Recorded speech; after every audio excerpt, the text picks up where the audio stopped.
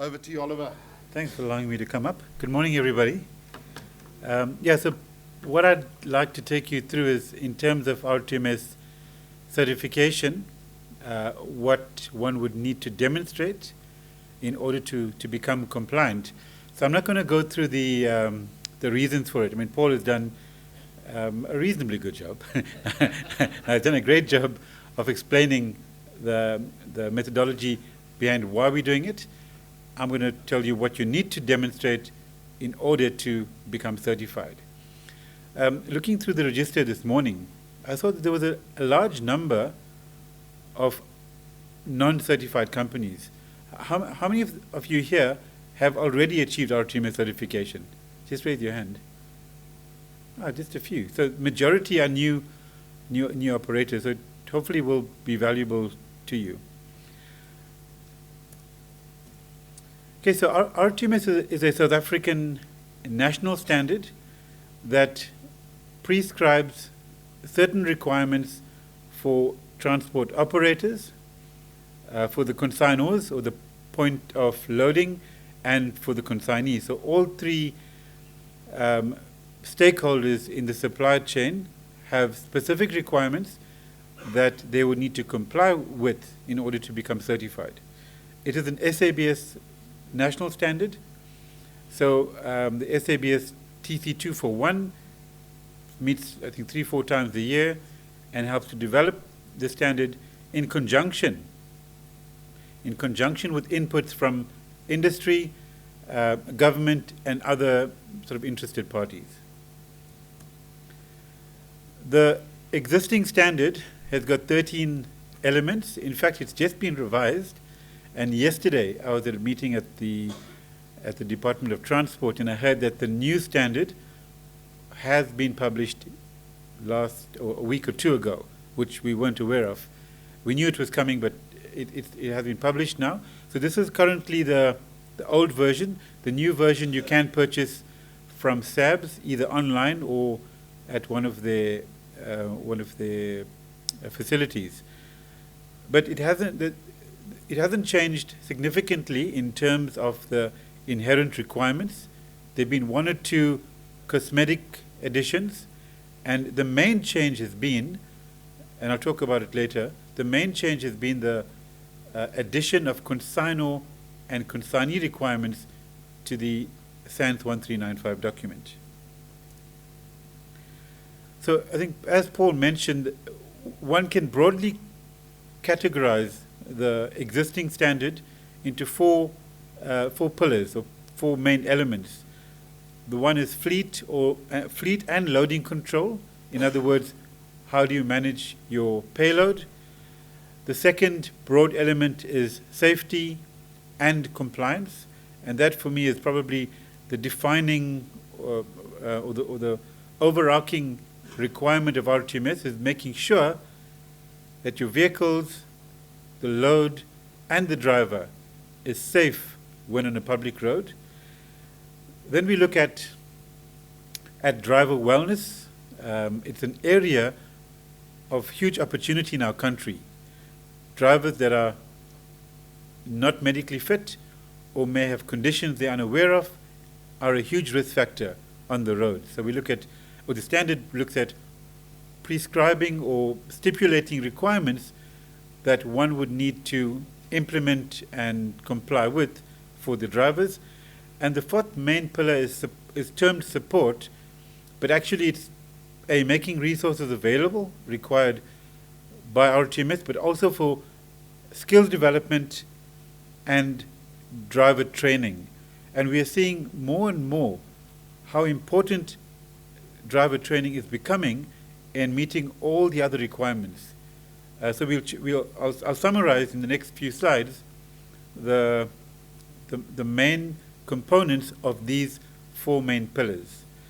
The base at the bottom there in green, in blue shading, any audit, in order to be compliant, one would need to have various documents and records and processes in place that would enable that management system to be functional and effective. So for the audit, one would need documents and records, and I'll give you a rough idea as to the types of records and documents one would need in order to demonstrate compliance. So the first broad area is termed fleet inventory in the standard. And here each operator will need to define the scope of their business. So you would need to define the company sites or depots that would fall under the RTMS certification, and one would need to document a defined fleet list. So when a RTMS certificate is issued to a specific company, it's issued to the company name, and that name would incorporate a certain number of vehicles, and that needs to be disclosed and upfront at the application stage. So you couldn't, for example, get certification for a depot here in Johannesburg with 10 trucks and claim certification for the depot in Durban with 50 trucks. So it's important to understand that it's per depot or per site and according to a specific number of defined vehicles. Okay, so and all the vehicle specifications would need to be included in your application in the form of an asset register perhaps. All supporting documents for an audit will need to be available, but these are fairly basic requirements: your licenses, your CRWs, any permits you might have, the vehicle sort of configuration. So all of that would need to be available for the audit, but most companies don't really have a problem with making that available. Then if you do employ subcontractors or owner drivers, you have discretion to either decide that you want to include them under your company RTMS certification or not, as the case may be. But if you do include your subbies and your ODs under your RTMS certification, then you would need to accept responsibility for ensuring that all the requirements are being implemented to these other stakeholders in your business. So if you do include them, you've got to pretty much roll out the entire RTMS to the entire fleet that works for you. So Paul mentioned already the impact of overloading. So the standard again looks at requiring from each operator a load assessment method. This method should define how do you load the trucks, or if you're doing, if you're in the passenger sector, how do you load the buses to ensure that the buses are not overloaded? And of course, if you're carrying people and you have a crash, it's even worse than carrying freight. So the first requirement is to ensure that one has a defined method of loading, and that method must make provision for compliance with the legal limits in terms of your gross mass, and also make provision for load distribution, so you are complying with the relevant axle limits as well. It doesn't mean you need to have load cells or measuring equipment. You could very well do it by physical weighing. You could load by unit mass, for example. 600 pockets of cement equates to 30 tons, or you could load by volume.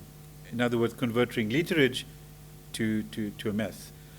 In some sectors where it's a very light type of product, you wouldn't really need to implement this in too much detail, because if you're loading plastic bottles or cardboard boxes, it's extremely unlikely for you to overload unless you're going in a 50 meters high, which is also not possible. You'd need to have records available to confirm what you're loading, what are the dimensions of those loads, and what are the masses. So in the example, if you're in the bulk commodity sector, excuse me, you would need to have weighbridge tickets available, and somebody would need to take responsibility excuse me, for tallying up all the individual masses into a spreadsheet or some consolidated system, and there should be, this is important for the RTMS, there needs to be a system that detects all overloads at least on a monthly basis. So you need to determine how many trips you've done, how many of those trips have been overloaded for whatever reason, and what is the percentage of overloading. That is a requirement for the audit and a requirement, later on we'll chat about it, for the quarterly compliance report that one would need to submit. So as you can see, monthly overloading percentages are critical. Currently, a maximum tolerance is 4%. So for every 100 trips, you could theoretically have 4 trips overloaded. But the idea is obviously to reduce and to minimize overloading and to keep it under control. Sometimes various operators may not have control of the actual loading site. And in that case, if your consignor, if the mining house you're working for, if they're overloading you and you don't have control of that, you still need to indicate what are you doing about it, how are you engaging with your stakeholder, with your principal, to make him or her aware that they are overloading your trucks, so that if something does go wrong, that you've got evidence to show you've done all that you could to minimize the likelihood. And of course, the whole idea is to minimize overloading. Load securement is another area which is required by the standard. So you need to have a defined method of loading the truck, which will ensure that the load is safely transported without any without becoming dislodged during transit. And those are some examples of very poor loading methods that we see. These are all South African pictures. You could decide to use the available SANS standards that are there, SANS 10187, the 9 parts to it, and depending on what type of good you are loading, you decide to use one of those to load. But I think most companies, or not most, but a large number of companies actually do it even better than what these standards prescribe. There are obviously some companies that don't do it well. So you could also decide to use European standards such as the CTU codes, which again tell you how to load, number of straps, strength of the strapping equipment, and you could decide to use that kind of a guide to assist you if needed. Then in terms of the safety component of the standard, there's a specific requirement for there to be a process in place that indicates how do you comply with the relevant road speeds. And in this regard, one would need to have a policy or a procedure that promotes compliance with the relevant road speed. It's quite common where some companies would have a maximum speed of, say, 80 kilometers per hour. But would you allow a driver to travel at 80 kilometers per hour in a 60 zone or in a 40 zone with high traffic density? You wouldn't. Yet the telematics is configured to only detect an exception at 80. So it's important that the policy must promote compliance with the relevant road speed, whether it's 40 or 60 or 80 kilometers per hour. One would need to have a defined method or process of monitoring telematics usually. And what is important for the audit is that you need to clearly demonstrate that you monitor, that all speed violations are detected, and there's adequate corrective actions or consequence management so that speeding is not something that becomes a habit in the organization. Paul mentioned it's not the perfect world. RTMS does not expect no speeding at all or 100% compliance. It's never possible to be perfect unless you're my mother-in-law, but we won't go there. So yeah, it's important just to ensure that this is being videoed. Oh, it's being videoed, eh? I'm in trouble. I'm in big trouble. Okay, guys, just cut that section, please. So there should be all speed violations must be tracked and responded to. And here's an example of the kind of consequence management that some companies have implemented. They look at, on your left column, the number of occurrences or the frequency of speed violations, and on the top row they look at the extent. Is it 10 kilometers over the limit? Is it 20, 30, or whatever? So in this example, if a driver is going anything over 30 kilometers over road speed, so if he's doing 91 k's an hour in a 60 zone, then that would immediately result in a hearing for him. Or if he's having 11 to 20 occurrences, 10 kilometers over road speed, then he gets a written warning. This is just an example. It doesn't. Your system could be very different, but there needs to be some system indicating what you do. And it's not purely to slow the driver down, but as Paul said already, and I'm repeating him, but it has a massive impact on your fuel consumption, with no real benefit on your cycle time. So it's in your own interest to minimize your risk exposure on the public roads, but also to improve your gains commercially from reduced fuel consumption. The standard also goes on to stipulate requirements for investigating any accidents or incidents that you have, and to ensure that all the relevant parameters, such as light conditions, the road surface type, what are the immediate causes. So the idea being, if you have incidents or crashes or collisions, don't just blame the driver. Look at what factors contributed to the crash, and what can you do going forward to mitigate those probable causes. So the idea is to look at what are your main causes. Is it lack of defensive driving? Is it perhaps third parties in a certain route that you operate on? Is it pedestrians? Is it animals on the road? And sometimes it can be. So by correctly analyzing, you're able to hone in on exactly where you need to focus your efforts to maximize your gains in terms of improving your safety and minimizing crashes. The same principle would be required to be applied to traffic fines or violations. So when you get a traffic fine, you need to register that.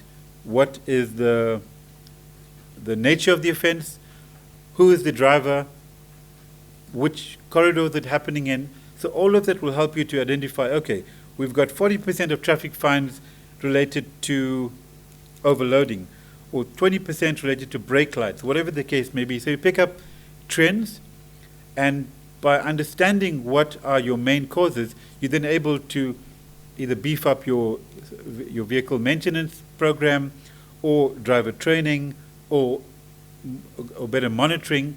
So all of these are diagnostics that enable you to understand what you need to do to make your company more safe, compliant, and efficient. Yeah, so one of the main goals of RTMS is definitely to minimize crashes. And from what we are seeing, I think a number of companies are achieving that or reducing their crashes. The standard also has a requirement. It's, I think, element 3.2.4 in terms of the element number, and it requires for there to be a defined preventive maintenance program to be in place. And that's an example of a service schedule. So one would need to have a service schedule in place indicating how do you monitor the kilometers, at what intervals do you service the vehicles, and this applies to both your trucks and your trailing equipment as well. It's not uncommon to find trailers not being serviced, or being serviced once only when they break down. So it's important to apply your service schedules, usually kilometer-based for your trucks and often time-based intervals for trailers. So that's an example of a job card, and you can see for every defined interval, in that case it's a 30,000 kilometer interval. So for every 30,000 interval in that example, the auditor will need to see a job card or an invoice confirming the actual kilometers at which that service was conducted.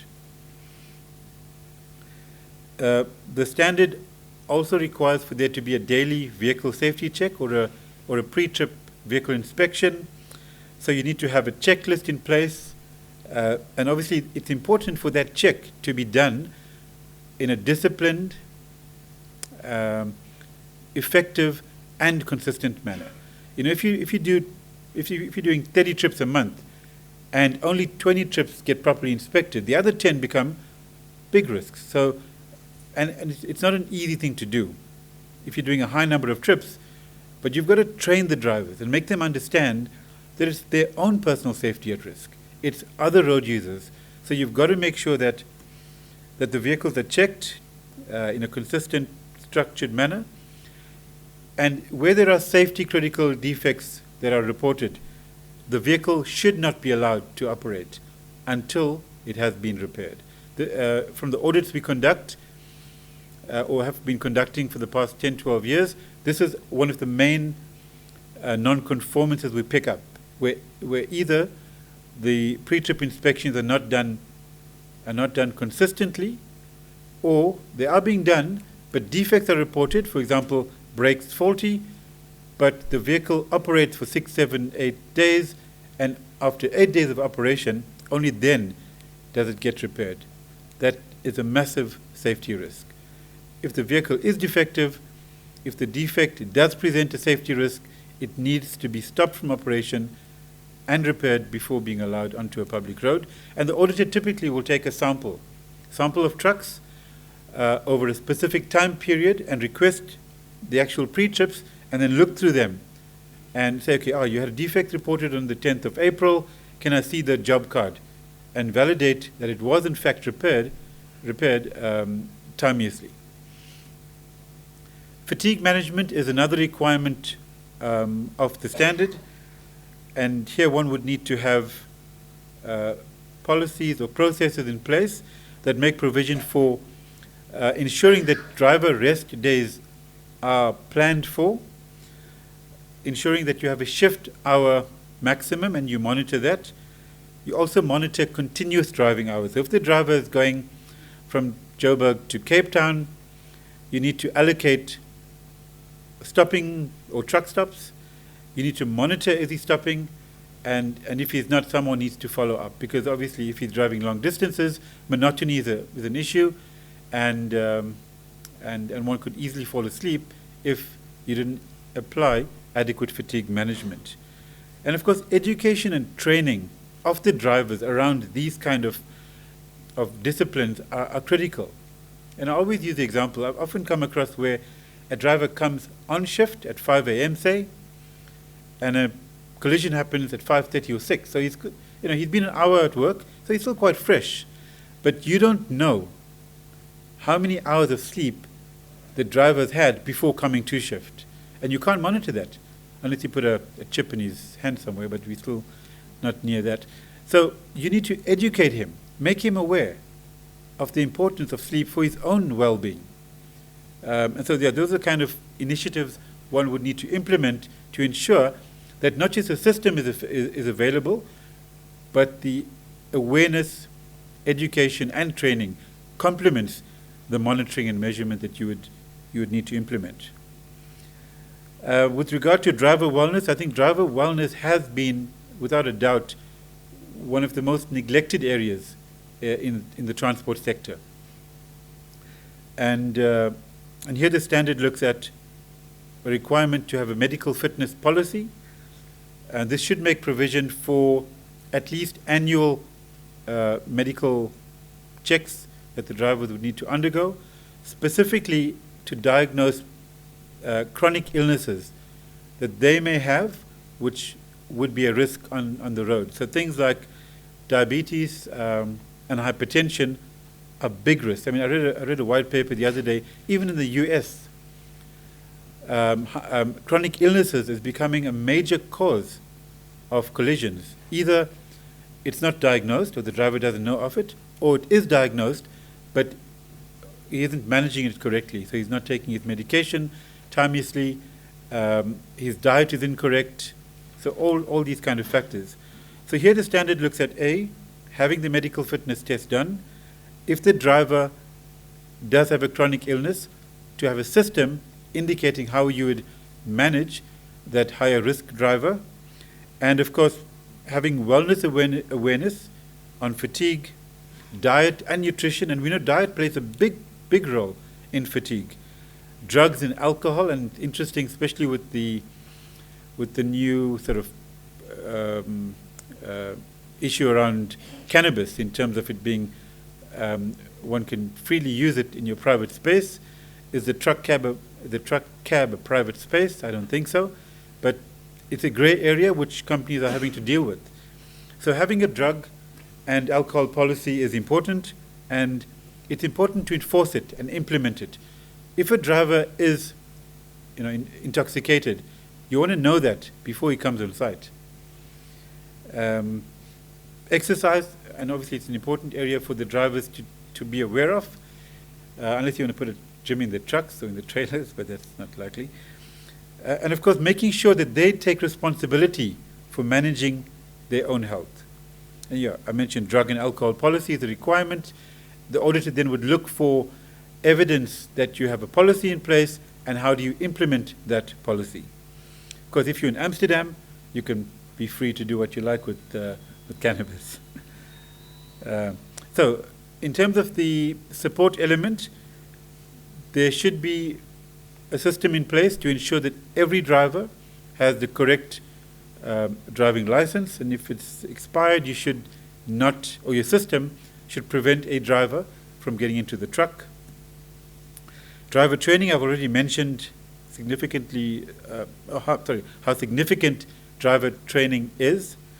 Promotion of defensive driving. I think a huge number of crashes worldwide are due to not maintaining an adequate following distance, for example. So one needs to have a defined training program for all the drivers on an annual basis, and that should ensure that the topics covered are designed to promote safety and compliance. So things like payload management, vehicle maintenance, maintaining a safe following distance, harsh braking, harsh acceleration. So all of the fundamentals, green band driving, so all of those should be incorporated within your driver training program. The auditor will typically take a sample of drivers and request their personnel files or training records to confirm that your training program has been adequately implemented. The training does not need to always be formal or classroom-based. In fact, I think the most effective training happens informally through your fleet controllers at briefing and debriefing. Use of videos to show the drivers, use of wall charts, and different and innovative ways of engaging them, and not purely an academic exercise that you do once a year. So you want to make sure it's relevant, effective, and aligned to achieving the safety and efficiency requirements.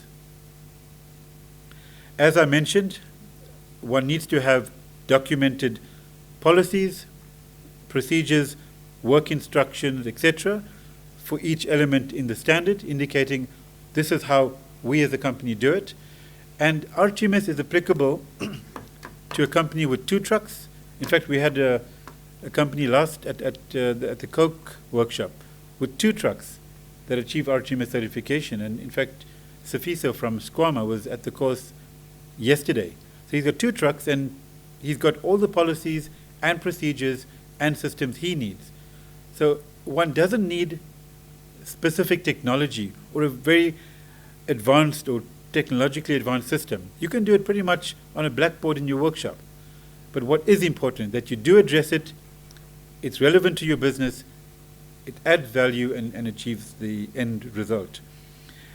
For the audit, one would need to have supporting documents, records, checklists, telematics reports, servicing history, tire survey records, driver training, all the stuff we've been talking about. So the third point there is important.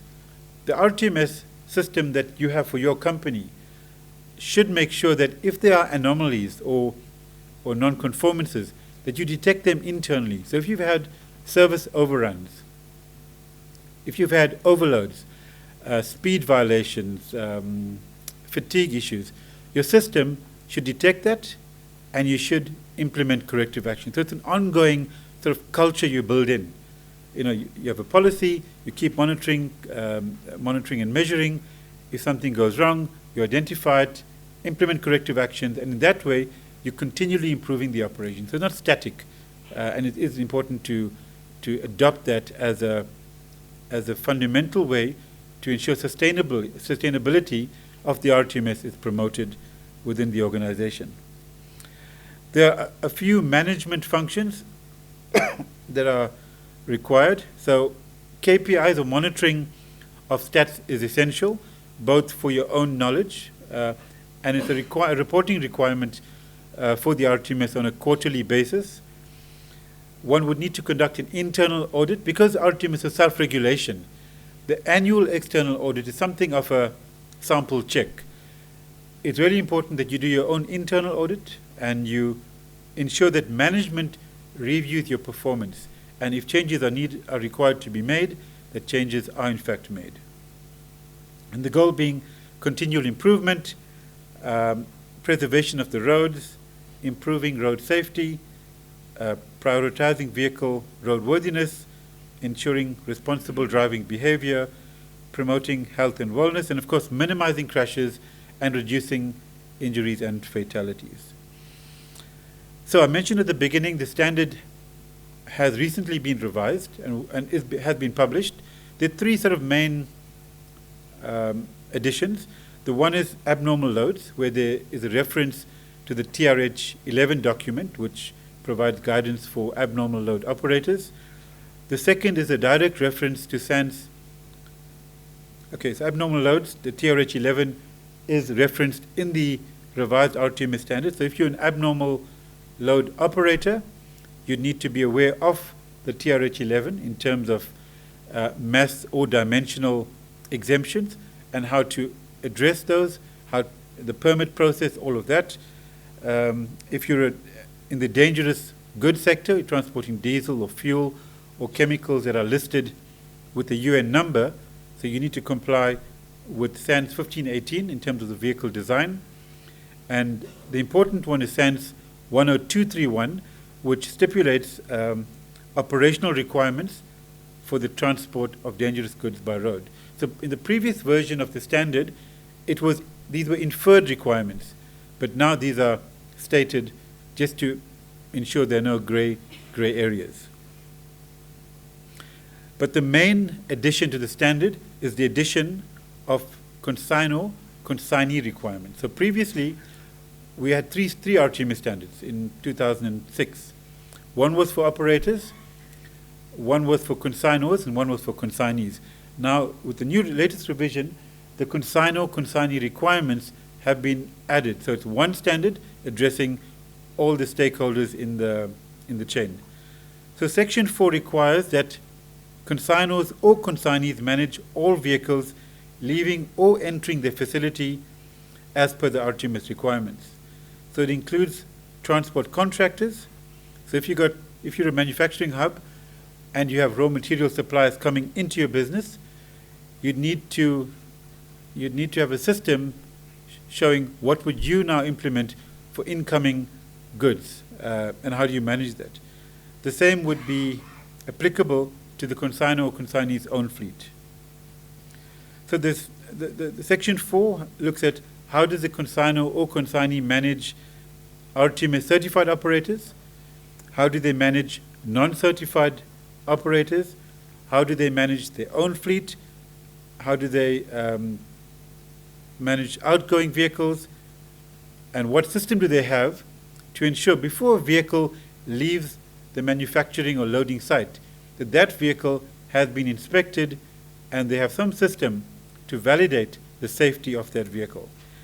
And of course, cycle times have also been included. Going over my time.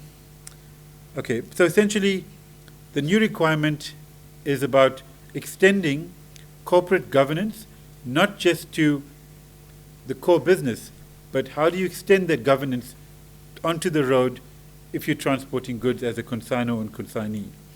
And I think as more consignors and consignees implement the RTMS, it will increase the number of safe and compliant vehicles on our roads, and that will benefit all road users and ultimately the economy and the people who live in our country. So I'm done now, but that's the RTMS website, rtms.co.za. You're welcome to go on there. There's some interesting information that could help you, especially if you are new to the RTMS and you need more information. And it's the same website that those of you who are RTMS certified will need to publish your quarterly report. Thank you very much. Any questions, you're welcome to ask.